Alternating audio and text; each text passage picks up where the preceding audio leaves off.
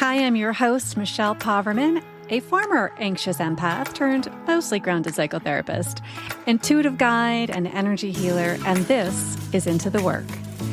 And it isn't just a podcast. It's your actual invitation to break free from old patterns, end the cycle of your self-abandonment, and finally step into the life your soul has been craving. Each episode is a spark to help you rise higher, to help you shine brighter and reclaim the truth of who you really are. The spark has already been lit. And sister, this is a journey from spark to brilliance. So together, let's go ignite a fire. Hey there, Michelle Poverman here. Today we are talking about what it takes to be a resilient entrepreneur. Okay, so what does it take? We're going to talk about the truth about how you handle hard things. And we're going to actually break this down into some real insight for you into yourself. Because nobody's talking about this honestly. I believe wholeheartedly in the mantra, you can do hard things. I tell myself that all the time. I say to myself, you can do hard things, Michelle. I say it before I do things that feel difficult. I say it before I do things that I don't want to do, right? There's a difference. There are things that I'm like, it's not so much that it's hard, it's I don't even feel like doing it. But that in itself is what's hard. So I say, I can do hard things. But what we're talking about is much deeper than that. And I don't know that it gets talked about enough. So we're going to break this down, and I hope it really opens you up to something within yourself. Because today we're talking about the part where you built something that you freaking believed in. Something you put yourself behind, you just really threw yourself into, and it doesn't work. The launch that goes quiet, the pitch that you threw yourself out there was so vulnerable, and you put a pitch out there, and then you got a no.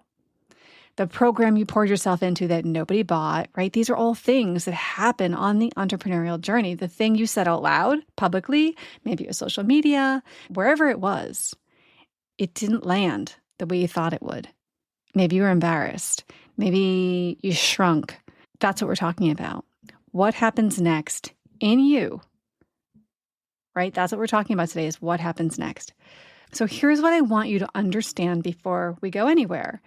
Is that entrepreneurship will ask things of you that almost nothing else will. I'm not saying if you're listening to this and you're not an entrepreneur necessarily that, you're not experiencing some of the same things. This episode will speak to you, but there is something about really having the world on your shoulders and putting yourself out there in such a vulnerable way. I don't think there's much else that exceeds in asking you to do the work on yourself, to actually put yourself through the ringer and stand back up and do it again. And that's resiliency. And one of those things that you're going to be asked, the ones that separates the people who build something that matters from the ones who stop before they even get there, is this. What do you do when it doesn't work? What do you do inside yourself when it doesn't work? That's what we're addressing. So this episode is for everyone who's ever fallen down in the work. Okay, so we are talking about both the public stumbles and the private ones that you don't even tell people about. If you have ever had something not work and felt it in your body and had an experience in that was really hard, this is for you. And if you're in it right now, if something right now is not working for you, you are in the middle of trying to figure out how to keep going through this, I especially want you to listen till the end. Before we get into this too much further, though, I want to start by doing something a little different, okay? I'm going to ask you to come with me for just a moment into your body and into a specific memory, okay? So if you're driving or in a space where you can't fully drop in right now, that's completely fine.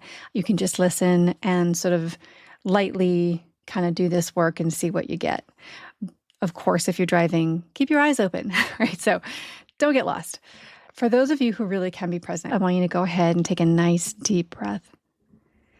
And as you breathe into your body, I want you to imagine you're fully calling yourself back into the body. You're releasing all attachments to other people, places, and things. You are letting go of any energies that don't belong to you or energies that are draining you.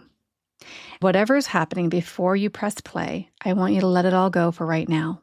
I want you to cut all connections and energetic attachments and just trust for a moment that those things will exist okay without you. And take another deep breath. And I want you just to allow yourself to be fully present right here, right now, listening to my voice in your own body, in your own energy. And now I want you to call up a memory. I want you to think and just let it come to you. You don't have to work hard at this. See whatever comes up. It might surprise you, whatever comes up. It might even be the smallest of the things, but if for whatever reason it's full. I want you to ask yourself your last or most important experience that you need to bring up right now, where something didn't work in your business or something didn't work where you were putting yourself out there and it triggered you. It doesn't have to be the biggest thing, but it has to feel real, okay? And I don't want you to relive it. I just want you to let it be present for a moment. Do you got it? Okay, so just let yourself feel that for a moment. That thing happened. I want you to just notice if you still have some emotions, if you could allow the emotions that kind of came up during that time period, what was happening. And I want you to notice where that lives in your body. You might even be able to label what that emotion is. And I just want you to notice it because we're going to work with it today. So this thing happened, maybe not to you, but it happened in consequence to putting yourself out there. So we're going to press hold on that. And I just want to give you some context for what's actually happening when something doesn't work and you feel it the way that you just felt it. Okay? So something didn't work and you had a big reaction to it. Now, researchers recently published a study in 2026, so really recently actually, in small business economics. So this is not a large study, but I thought it was really interesting, where they looked at different documenting cases of entrepreneurs who experienced a significant public setback. A product collapsed, someone was removed from leadership, losing investor confidence, real visible public stuff. And what they found wasn't about the severity of what happened. It was about the size of the fall. So what determined the outcome, whether someone came out stronger or whether someone fell apart? And in the end, what it was about, were they willing to actually feel and integrate what happened? So they identified 3 paths after a major setback. One was self-destruction, one was self-delusion, and one was self-recovery. And here's what I want you to hold onto as we go through today's episode, that these are not fixed outcomes. They are choices. And your body, and potentially even your brain, potentially has never known that it was a choice on how you respond to the things that happen. That, when you have a shame dump after something happens, it doesn't feel like a choice. And I get that. But we are going to learn about the fact that they are choices, and they become more of a choice the more self-aware you are. So let's build some self-awareness today. And by building self-awareness today, we're beginning to build the aspect of choice, okay? So here's what's actually happening in your nervous system when something doesn't work and the feeling hits, okay? We're going to name that feeling for today shame. Now, it can be other things, but shame is what happens most often. We all experience it. Even when we don't name it that way, shame is not just an emotion. It's a nervous system event. It collapses what psychologists call the window of tolerance. So that zone where you can think clearly, you can feel fully, and you can respond versus react. Okay, but when shame gets activated, that window gets narrow fast, which is why in the moment of a failure or setback, you can't access what you know. You can't think straight. You can't remember your evidence. Like we're going to say, oh, just remember the evidence that, you are okay, you are safe. Those things don't come forward. You can't find the perspective. It's so physical. I know you know what I'm saying. So here's what I really want to name, because this is specific to us, to those of us building something in public, that entrepreneurial shame might be a little different than ordinary shame. It's different from the shame you feel in a private relationship or a personal failure that nobody has ever witnessed, okay? When you are building a business, you have put a version of yourself forward. You have said publicly on the internet, in front of an audience, this is who I am, this is what I do, this is what I'm capable of. And you have attached your identity to something visible. And when that thing doesn't work, the threat isn't just, I failed. The threat becomes, people saw me fail. And that activates something deeper and different, I should say, in the nervous system than just a private failure does. It touches your social identity, your credibility, your sense of whether you belong in this space that you happen to be claiming, right? This is why so many of you have been working on your mindset, doing the inner work, and still finding that shame hits just as hard. Because you've been treating one wound, where you think it's failure, and a different wound is actually what's been activated. So it brings me to the most important thing that I want to take from this episode. And that's that there are two distinct wounds that get activated when something in your business doesn't work. And most people never separate them. They just feel the whole thing as one overwhelming wave of just freaking awful. Oh my gosh, I have been there. Like, I have been there. I know you have too, where it literally, we're talking about stuff goes down, you feel terrible, but you also feel the dread that comes up with being seen in your imperfection. So they're different, and they live in different places, and they require different healing. So the first wound is failure itself.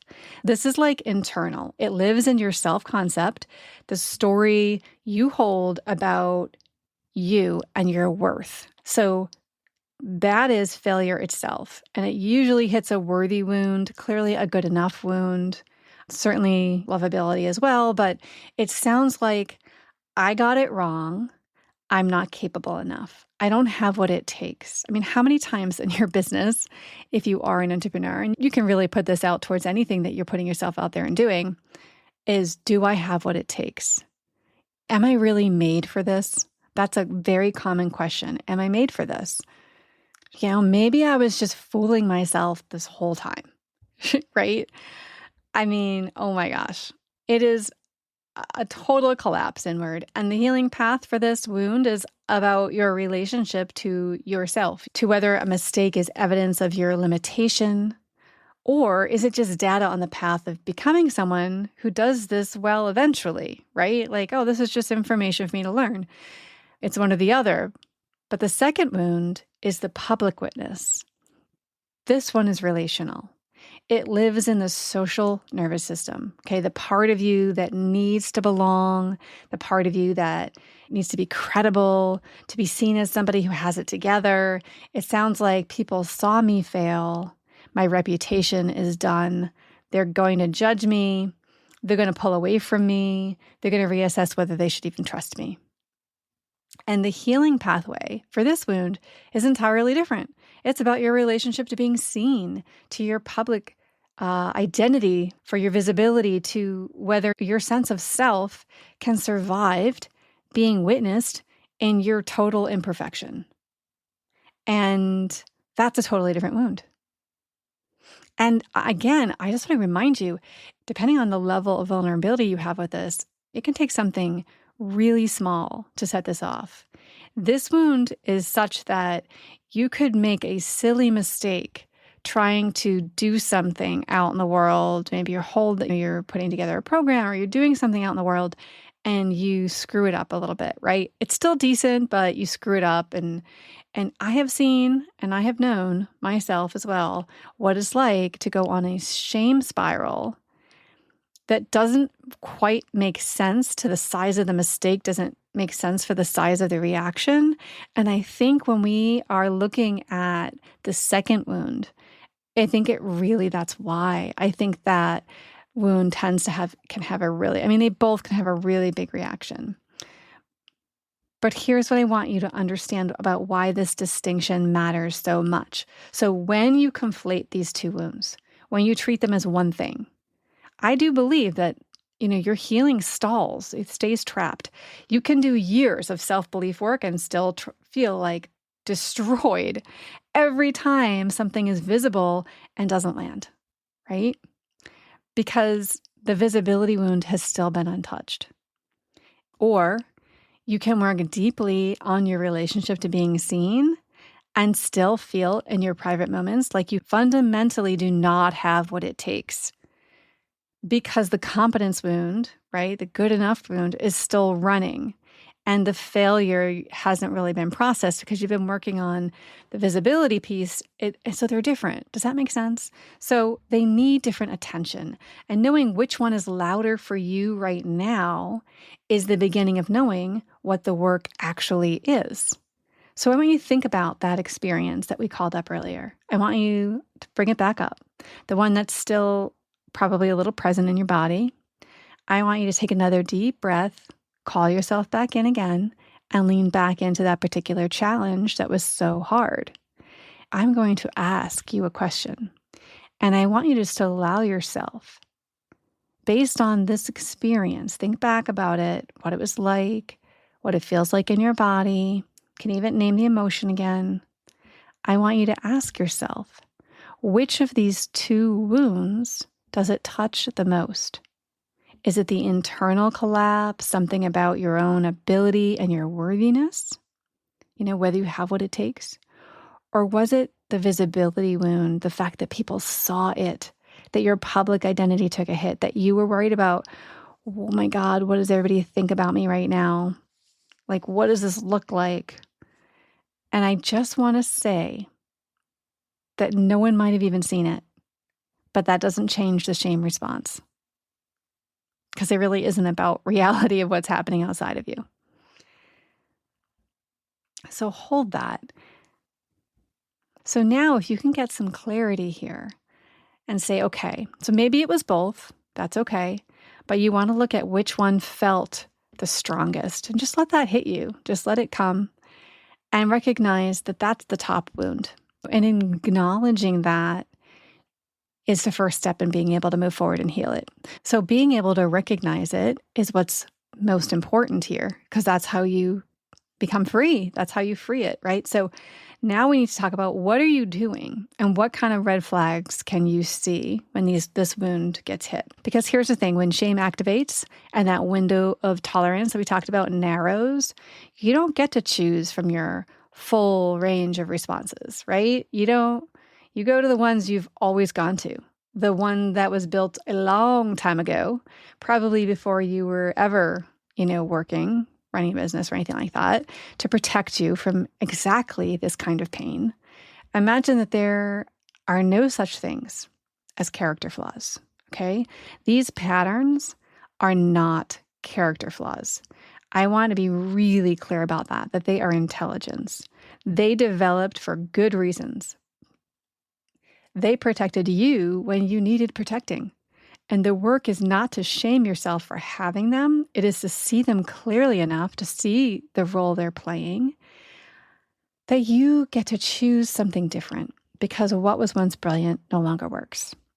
So some possible reactions, again, not responses, these are reactivity. Let's talk about what gets activated when things go wrong. So I'm just going to name a few that are common for you to be like, yeah, that's me. So the first is the freeze activation. And this one, it goes quiet. You stop creating, you stop posting, you stop reaching out, and you wait. sometimes for days, sometimes for weeks, maybe it's months, for the feeling to pass before you can do anything. And from the outside, it can look like rest, or you can even say, I just need to take space. And from the inside, it often feels like you're stuck. You cannot move forward. Like you know you should move, but you just simply can't. If this is yours, you probably have a pattern of disappearing after setbacks and then coming back as if nothing happened, right? Because by the time you come back, you've buried that shit so far down that rather than moving through it and processing it and learning from it, right, you've just buried it. And very similarly, another activation here can be similar to the freeze with a little bit more activity internally. So this is just, you just hide. Okay, it's very similar to the freeze, but you are more intentional. So when you're frozen, you're almost just in such a steep avoidance mode, you're almost fooling yourself. When you hide, it's more intentional. This one, you're actively pulling back from visibility. You're doing the same things, right? You're becoming hard to reach. You're getting off social media. You might be canceling things. The hide is the response of someone whose primary wound is the public witness wound. And the answer to people saw me fail, my answer to people saw me fail is to make sure people can't see you at all. Like you're just going to hide for a while. And until it feels safer, the problem is that the window of safe enough to be visible again keeps shrinking the longer the pattern runs. So you start really not allowing yourself out of hiding. It's almost like I'm intentionally doing this. I know that I'm doing this. And the longer I do this as an activity, the more difficult it is to ever come back. Where freeze, almost like a switch goes off, and there's just a day you're like, yeah, okay, I'm going to go back. I'm going to start writing my emails again. Yeah, I'm going to do that. That feels good. Do I need to explain it? Nah, never mind. I'm just going to go forward, right? The hide is much more, you're more present for it, okay? And the pattern can just keep running and running, and you can get yourself to the point where you can't get out of hiding. So the push through activation is the next one. This is where you are somebody who does the opposite, okay? You override the feeling entirely with action. Okay, this is like your addiction is probably busy. You go ahead and you throw yourself into a launch of something else. You hustle harder, you pitch more, you fill the calendar. The push through is often praised in entrepreneurial culture because it looks like resilience, right? But here's what I want you to understand. Moving fast is not the same as moving forward. And if you are pushing through without processing what happened, you are carrying the unmetabolized wound into your next effort, and it will surface again, and usually louder and louder and louder. People who run away by pushing through skip the lesson, and they're probably moving toward a misaligned action or goal because they're throwing themselves in because they're actually running away from something, not usually towards something. So usually when that dynamic's in play, when I'm running away from something out of fear, I got to prove to everybody that I'm better than that, then that energy is not based on excitement and joy and alignment. So this gets dangerous because it ends up like we're shiny object syndrome, and we're like creating all this stuff that isn't even really getting us where we want to truly go. And then another thing I want to point out is just the activation of our perfectionism, right? Like where we literally spiral. And this one decides that failure happened because you or what you put out wasn't good enough. So perfectionism is the competent wound favorite coping strategy, the good enough wound. So if I can make it good enough, I'll be safe from the shame of it not working. But the problem is, as you know, good enough is a moving target. There really is no good enough when you're working from a wound. And you're trying to control. And when you're doing this, okay, and I want you to hear this too, when you notice like I'm in a perfectionism spiral, like my response to that thing getting effed up is to dive into a rabbit hole, spend all my time trying to get new courses, new things, right? Learn more. And then you get into this spiral of like, nothing is good enough after this, right? I can't get anything to be good enough. You're trying to control the outcome. And that's not your work. That's not what you're here to do. That is the wound. That is not your soul. What you are here to do from a soul stance is to learn how to navigate the unknown. And so really it's to learn to surrender and to let go and then move forward into the unknown. And perfectionism spiraling doesn't allow that. I want to highlight this last one because when something fails or goes wrong, those of us that already have the tendency to be, usually you're an overgiver, but in this case, you're over responsible for everybody's emotions, your caretake, right? If you have somebody with that over responsibility activation, you feel overly responsible for other people's experiences. Obviously, we want to have integrity in our work. This is not that. This is feeling fear of disappointing others and letting people down. So if it feels unsafe to show up with what you are offering, right, to invite others to pay you for your next offer, right, to put something out again and invite others to come in and pay you for this, when that thing went wrong, this gets triggered even more fiercely. And we begin to shut down around sales, sharing our content, putting it out there out of fear of not being good enough and that others are going to be dissatisfied with me. And so we really shut down and get small for that reason, because that over responsibility gets activated in us, that way that we cope. It's really important that you acknowledge that, because you have to stand fully, embodying fully the trust and belief you have in yourself when you put yourself out into the world and you invite other people in, and particularly if you're asking for them to pay you. And so this gets really messy and muddy when we're out there trying to get back on our feet. And if you are particularly overly responsible, it's difficult. So most of you will recognize yourself in more than one of these. Okay, many of us have a primary pattern, a secondary one that kind of shows up. So I want to just let you just kind of see where you fall in all of this, like what felt familiar for you, what you were like, that's me. And what matters is that you can see it, because what you can see, you can begin to work with. And so just allow yourself to recognize the hope and the possibility that simply by hearing this today, you're going to start seeing it. And that by seeing it, you can start to show up with compassion, and you can start to show up with awareness. Oh, that's what this is. This is happening right now. Oh, that's my over responsibility wound, right? Oh, that's my imposter syndrome. That's making me, trying to keep me in charge, is trying to keep me in place. I just recognize that. It starts to separate you from the reaction you're having and allows you to give you some language for it, which is actually very important. So here's what you have right now that you didn't have when you pressed play. You have a name for what happens in your body when something doesn't work. You have a map of 2 different wounds that entrepreneurial setbacks tend to activate, right? And if you let yourself receive it, you have a sense of which one runs louder for you. You have a name for the pattern you run under pressure, so those patterns, those activations, and you have the beginning of an understanding that none of this is random, none of it is evidence of your unworthiness, and none of it is permanent. This is not small. Most people spend years, sometimes decades, cycling through this stuff, you guys, seriously.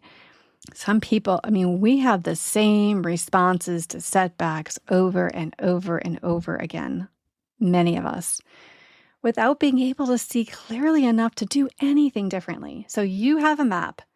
And a map changes everything, okay? It just allows you the language, the identification, and the ability to separate from it, look at it, and name it. And that is not small. So because here's what I want you to understand. Naming your pattern is the first act of resilience, not the pushing through, not the fast pivot, not the pretending it didn't hit you and just like numbing out and freezing up. The willingness to look clearly at what actually happens inside of you when things are hard. That's where the real work begins. And that's where we see real resilience, just like in that study that we talked about in the beginning, right? Those resiliency factor had to do whether or not they showed up and processed it. That was the massive factor. So in part 2 of this series, we are going to now take everything you just uncovered and we're going to build upon it. We're going to talk about what it actually means to be resilient at the identity level, not just behaviorally, not just strategically, but in your bones. We're going to talk about the activators that come for all of us in this work and why they're not obstacles, but they're curriculum.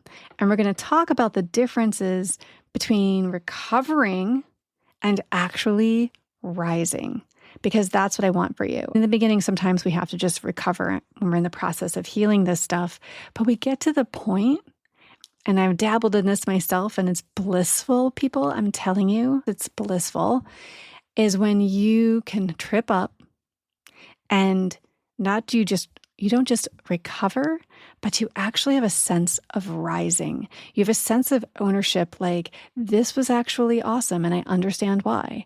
This was fantastic. This was exactly what needed to happen.